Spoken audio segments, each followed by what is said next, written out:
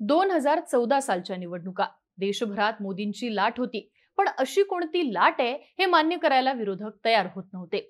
निकाल लागले आणि मोदी लाट होती हे विरोधकांना मान्य करावं लागलं। त्यानंतर लगेचच महाराष्ट्राच्या विधानसभेच्या निवडणुका लागल्या। मोदी लाट ओसरल्याचे दावे करण्यात येत होते। लोकसभेला ठीक आहे, पण विधानसभेला मोदी लाटेचा परिणाम होणार नाही असं बोललं जात होतं। पण तसं मात्र झालं नाही।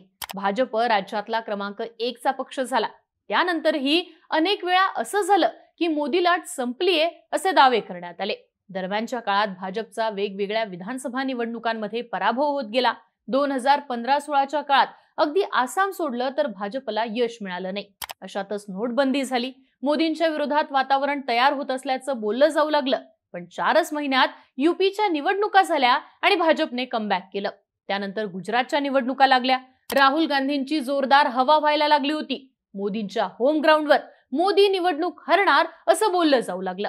पण निवडणुकीच्या शेवटच्या टप्प्यात काँग्रेसला जोर धरता आला नाही आणि भाजप पुन्हा एकदा सत्तेत विराजमान झाली। पण काँग्रेसने दिलेली फाईट सुद्धा तगडी होती। अशातच लोकसभेच्या निवडणुकांपूर्वी छत्तीसगड, मध्य प्रदेश, राजस्थान इथल्या विधानसभा लागल्या। इथे भाजपचा पराभव झाला आणि आता पुन्हा मोदी येणं शक्य नाही असं बोललं जाऊ लागलं। पण एअर स्ट्राईक, पुलवामा हे झालं आणि वारं एकाएकी फिरलं। मोदींच्या पुढे पर्याय नाहीये हे जनमत तयार झालं आणि मोदी मागच्या काळातलं बहुमत क्रॉस करून देशामध्ये सत्तेत आले। थोडक्यात काय तर इलेक्शनचं मॅनेजमेंट, सभांचा प्रभावी वापर, बेरजेचं राजकारण, मतदारांपर्यंत पोहोचण्याचं कौशल्य आणि वातावरण एक हाती फिरवण्याची क्षमता, या गोष्टींमुळे कितीही मोदींच्या विरोधात वातावरण जाईल अशा चर्चा झाल्या तरी सुद्धा मोदी कमबॅक करताना दिसले। यावेळी सुद्धा असंच होईल असं बोललं जातंय। किमान महाराष्ट्रात तरी वातावरण बदलल्याची चर्चा, पक्षफुटीचे आरोप, तेच उमेदवार, यामुळे महायुती अडचणीत येईल असं बोललं जात असलं तरी ग्राउंडवरती मोदी फॅक्टरच चालेल असं चित्र आहे। पण असं चित्र नेमकं का तयार होतंय समजून घेऊयात सविस्तरपणे या व्हिडिओतनं। नमस्कार, मी आरती आणि तुम्ही बघताय बोल भिडू। सध्या मोदींच्या विरोधात वातावरण फिरल्याची चर्चा का चालू आहे ते आधी समजून घेऊयात।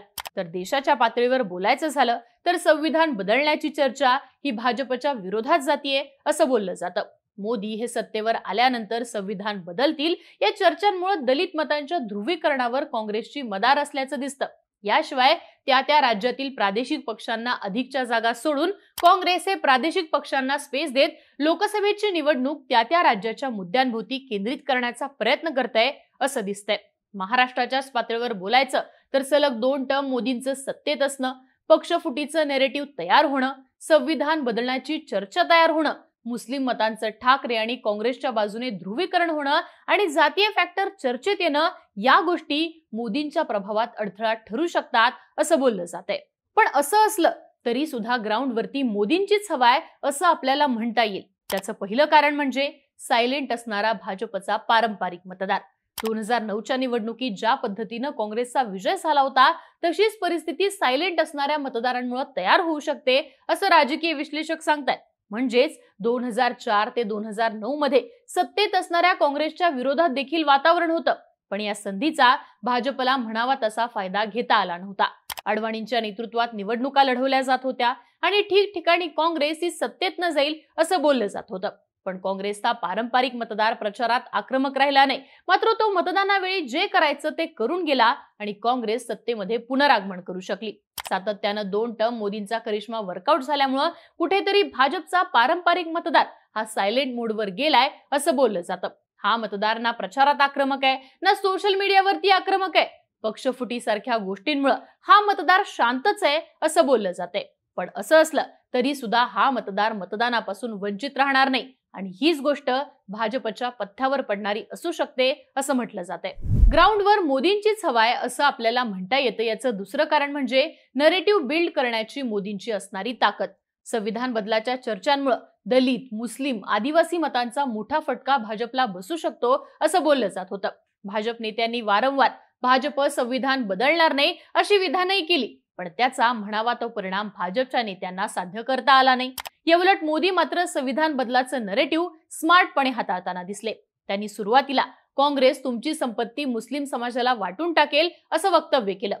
एक दोन दिवस या विधानावर क्रिया प्रतिक्रिया आल्यानंतर नरेंद्र मोदींनी दुसरा डाव खेळला, तो दलित आणि आदिवासी मतदारांवर.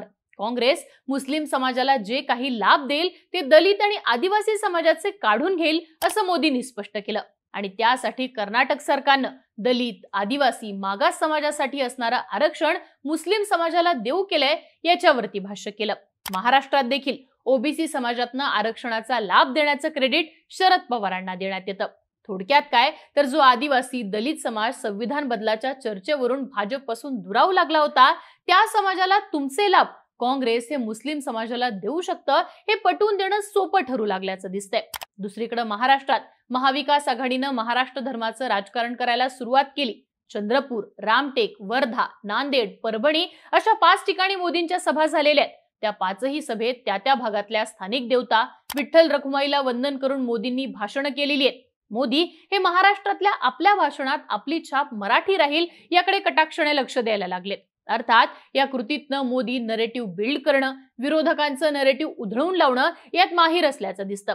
तसा इतिहास मोदींचा राहिलेला आहे. त्यामुळे प्रत्यक्ष पश्चिम महाराष्ट्र आणि मुंबईत मोदींच्या सभा होऊ लागतील तेव्हा त्याचा इम्पॅक्ट प्रभावी असेल आणि मोदींच्या आरोपांचा प्रतिवाद करण्यापुरती विरोधी पक्षाची भूमिका असेल असं बोललं जात आहे. ग्राउंडवर मोदींची हवाय असं म्हणण्याचं तिसरं कारण म्हणजे नवमतदार अर्थात जेनझी. मागच्या आठवड्यात ट्विटर हँडलवरनं भाजपचा एक म्युझिक व्हिडिओ पब्लिश झाला होता. रॅप सॉन्ग मधल्या त्यातल्या काही ओळी सांगायच्या तर 2047 के लिए 24 घंटे हसल कर रहे हैं यो, मोदी को वोट दो, गोट को वोट दो असे यातले शब्द होते. हे गाणंच मोदींनी जेनझी साठी काढलं होतं. Vote vote vote, vote for the गोट, मोदी को जाएगा अपना फर्स्ट वोट. अर्थात गोट म्हणजे जेनझीच्या भाषेत ग्रेटेस्ट ऑफ ऑल टाइम. नवमतदार म्हणजे 18 पूर्ण झालेले आणि पहिल्यांदाच मतदान करणाऱ्या मतदारांमध्ये मोदींचा करिश्मा आहे. मोदींनी हा करिश्मा आपल्या वेगवेगळ्या कृतींमधून पुढे आणलेला आहे. म्हणजे शहरी युथ मधला गेमिंगचा प्रभाव पाहता मोदींनी भारतातल्या मोठमोठ्या गेमर्सची भेट घेतली होती. या भेटीमध्ये गेमर्सनी त्यांचा उल्लेख नमो ओपी असा केला होता. ओपीचा अर्थ ओव्हर पॉवर्ड. अर्थात शहरी आणि नवमतदारांचं मूल्य हे खूप मोठं आहे. यावर्षी सुमारे 1.85 कोटी हे पहिले मतदान करणारे मतदार आहेत. इंडियन एक्सप्रेसच्या माहितीनुसार नवमतदारांचा हा आकडा यावेळी 1.8% इतका आहे. 2019च्या तुलनेत 23% वाढलाय. या मतदारांना आकर्षित करून घेताना नमोंना मत नसेल तर फोमो अर्थात मिसिंग आउट झाल्याचं नरेटिव्ह बिल्ड करण्यात भाजपला कमालीचं यश मिळताना दिसतंय. सांगण्यासारखी महत्वाची गोष्ट म्हणजे गेली 10 वर्ष नरेंद्र मोदी सत्तेत आहेत. आज 20 वर्षांचा तरुण नरेंद्र मोदींना मतदान करत असेल तर तो तरुण 2014 साली 10 वर्षांचा होता. तर काँग्रेसच्या सत्ता काळात म्हणजे 2004 ते 14 या काळात तो आयुष्याच्या पहिल्या 10 वर्षात होता. अर्थात 3री-4थीच्या वयात असताना काँग्रेसची केंद्रातली सत्ता होती. पर्यायाने प्रत्यक्षरित्या आपल्या अनुभवातनं ही पिढी काँग्रेसची सत्ता योग्य की भाजपची सत्ता योग्य अशी तुलना करू शकत नाही. मग अशावेळी काँग्रेसच्या सत्ता काळातल्या चुकीच्या गोष्टी निर्भयापासून ते कॉमनवेल्थचा नरेटिव्ह या जनरेशनला ऐकीव माहितीतनं मिळत असतं, ज्याचा फटका काँग्रेसला बसताना दिसतो तर मोदींना याचा फायदा ठरताना दिसतो. आता ग्राउंडवरती मोदींचीच हवाय असं आपल्याला म्हणता येतं. याचं चौथं कारण म्हणजे महिला मतदारांमध्ये असणारा मोदींचा प्रभाव. महिला मतदार या मोदींना तारू शकतात असं बोललं जातं. याची सुद्धा अनेक कारण आहेत. त्यातलं प्रमुख कारण म्हणजे देशपातळीवर मोदींची असणारी इमेज.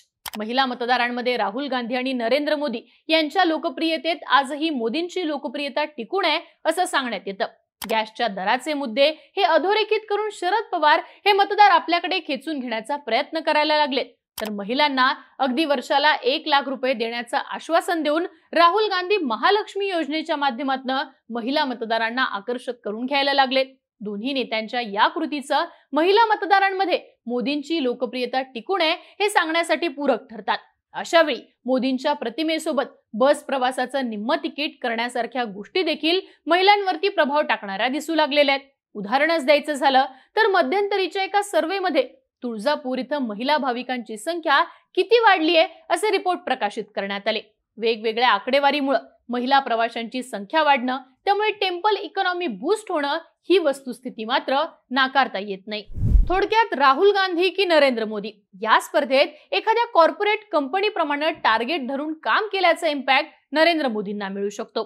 अगदी एक उदाहरण सांगायचं तर बूथ मॅनेजमेंटची आजची ताकद महायुतीकडे. 3.5 महिन्यांवर विधानसभा ही गोष्ट स्टँडिंग आमदारांना लीड देण्यासाठी भाग पाडतीये. मग अशा वेळी स्वतःचं तिकीट कन्फर्म करून घेण्यासाठी बूथचं नियोजन लावूनच विधानसभेचे आमदार हे काम करू लागले. अर्थात राहुल गांधी यांच्यासोबतची तुलना, इंडिया आघाडीमधल्या समन्वयाचा अभाव या गोष्टी या सगळ्यामध्ये काँग्रेसला बॅकफुटला टाकू शकतात. तुम्हाला काय वाटतं? वारं बदलल्याची चर्चा होत असली तरी मोदींचीच हवा आजही टिकून आहे का? दरवेळीप्रमाणे धक्कातंत्राचा प्रभावी वापर नरेंद्र मोदी देशभरात करू शकतील का? तुमची मतं आम्हाला कमेंट बॉक्समध्ये लिहून नक्की कळवा आणि अशाच माहितीपूर्ण व्हिडिओसाठी बोलबिडूचे YouTube चॅनल नक्की सबस्क्राईब करा.